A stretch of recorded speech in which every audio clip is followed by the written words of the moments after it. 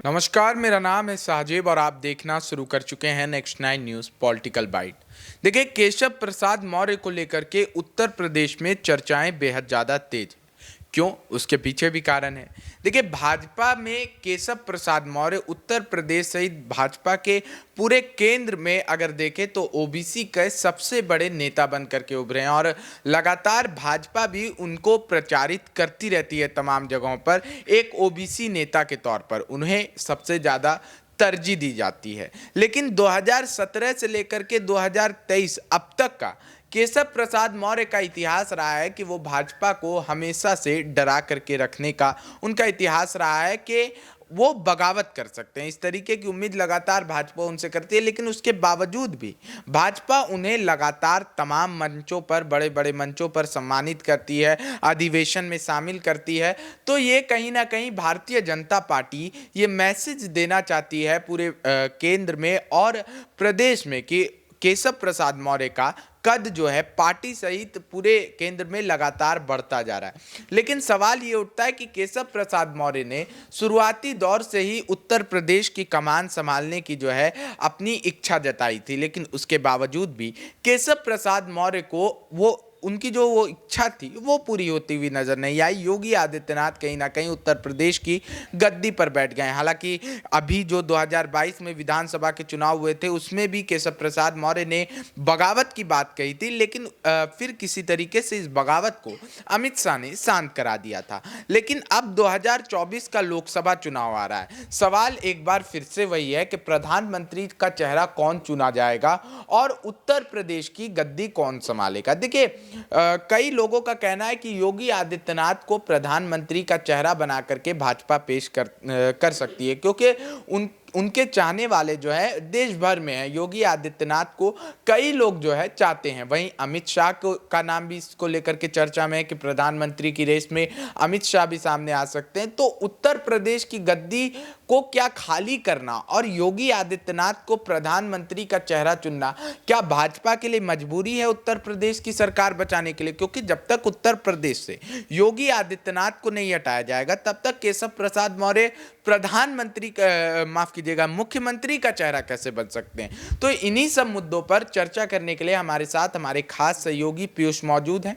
तो पीयूष, सबसे पहले मेरा सवाल यही रहेगा कि केशव प्रसाद मौर्य एक बड़ा ओबीसी का चेहरा, अखिलेश यादव लगातार ऑफर देते रहे हैं, उनके दिल को टटोल रहे हैं कि 100 विधायक लाइए, मुख्यमंत्री बन जाइए। तो केशव प्रसाद मौर्य का तो शुरू से ये रहा ही है कि उत्तर प्रदेश का मुख्यमंत्री बना जाए। तो केशव प्रसाद मौर्य क्यों नहीं अखिलेश यादव के साथ चले जाते हैं? अगर हो सकता है उनको कोई उम्मीद हो, ये भी तो हो सकता है कि केशव प्रसाद मौर्य को 2024 में उम्मीद हो कि योगी को प्रदेश से हटाया जाएगा और मुझे मुख्यमंत्री की कुर्सी सौंपी जाएगी। तो क्या लगता है?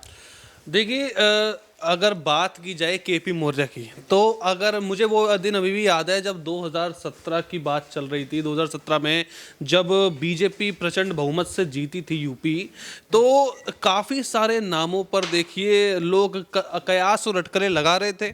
क्योंकि देखिए सपा हार गई थी। सपा भी बोल रही थी कि देखिए अगर बीजेपी, सपा के कई नेताओं ने बोला था कि अगर देखिए हम हार गए, हम अपनी हार स्वीकार करते, लेकिन अगर किसी को चेहरा बनाना चाहिए तो किसी ऐसे नेता को बनाना चाहिए जो हर तबके में अपना वर्चस्व रखता हो।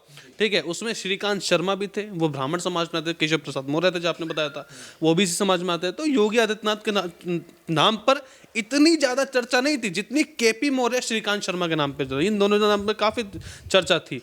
लेकिन क्योंकि अमित शाह और योगी आदित्यनाथ में 2017 में जो उनके संबंध थे वो काफ़ी अच्छे नहीं थे, लेकिन जो भाजपा की आलाकमान थी और वो योगी आदित्यनाथ ने जो काम गोरखपुर में करे, क्योंकि 1995 से, अगर आपको याद हो, माफ कीजिएगा 1998 से योगी आदित्यनाथ वहाँ पे विधायक भी चुने गए, सांसद भी चुने गए, गोरखपुर की गद्दी पे राज कर रहे हैं 1998 से।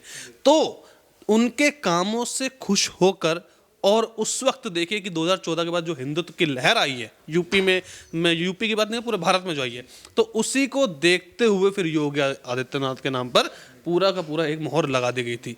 अब क्या हुआ, जब योगी आदित्यनाथ के नाम पर मोहर लगाई, हिंदुत्व की बात तो केशव प्रसाद मौर्य भी करते हैं। बिल्कुल करते हैं, लेकिन जो देखिए कांग्रेस का एक सिस्टम है जो कि 2-3 आदमियों से चलता है, हर कोई जानता है ये बात। लेकिन जो भाजपा का सिस्टम है वो एक प्रणाली, लोकतंत्र प्रणाली, जो कि भाजपा बोलती है बार बार कि हम बैठते हैं, एक मीटिंग होती है उसका नाम, तो इसलिए भाजपा आलाकमान जो कहती है वही होता है।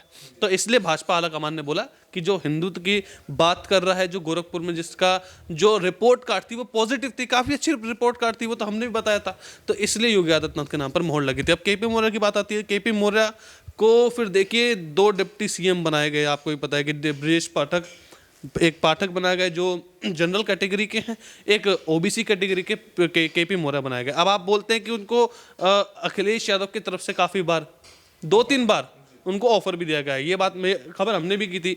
मैं तो ब्रिजेश पाठक को भी दे सकते थे। बिल्कुल दे सकते थे, और इसीलिए देखिए कि यहाँ पर जो केपी मौर्य है उन्होंने फिर उनको कन्फ्रंट करने के लिए अपना खुद का ऑफर दे दिया कि आप आ जाइए हमारे यहाँ 100 विधायक लेके, आपको हम बना देंगे।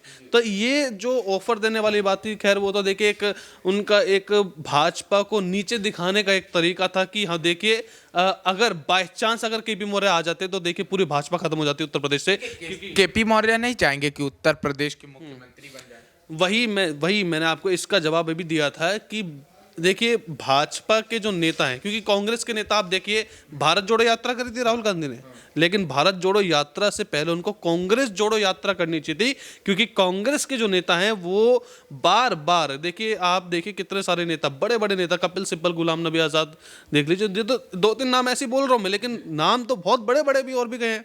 तो इसलिए वो बात जो कांग्रेस में ऐसी बात वो बीजेपी में नहीं है। आप देखिए बीजेपी का बड़े बड़े जो चेहरे हैं वो कितने सालों से उनके साथ हैं। आप एलके आडवाणी जी को ले लीजिए, जब आप बहुत सारे लोगों ने कहा था, यहाँ पे हमने भी अपने चैनल पे कहा था कि जिस पद के लिए एलके आडवाणी जी को देना चाहिए था, हर कोई ये सोच रहा था एलके आडवाणी को बनाया जाएगा प्रधानमंत्री, लेकिन एकदम से नरेंद्र मोदी का नाम सामने आता 2014 में, फिर तो देखिए इतिहास बन गया वो।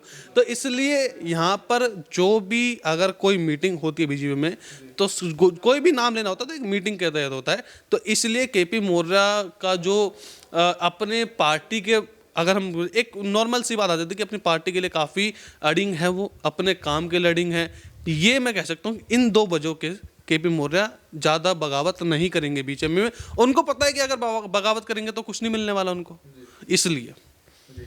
तो केपी मौर्य जानते हैं कि उनको भाजपा में अगर बगावत करते हैं तो क्योंकि केंद्र में भाजपा है तो उन्हें ज़्यादा कुछ ऐसे भी हाथ लगेगा नहीं, और अखिलेश यादव का सियासी वर्चस्व भी उतना है नहीं कि केशव प्रसाद मौर्य उनके साथ जो है शामिल होकर के सरकार बनाए, और अगर बना भी लेते हैं तो कहीं ना कहीं इसको कठपुतली की सरकार का नाम जो है दे दिया जाएगा। इस पर आपकी राय क्या है वो भी जानना बेहद ज़रूरी है, कॉमेंट करके अवश्य बताइएगा। तब तक के लिए बने रहिए और देखते रहिए Next 9 न्यूज़ पॉलिटिकल बाइट।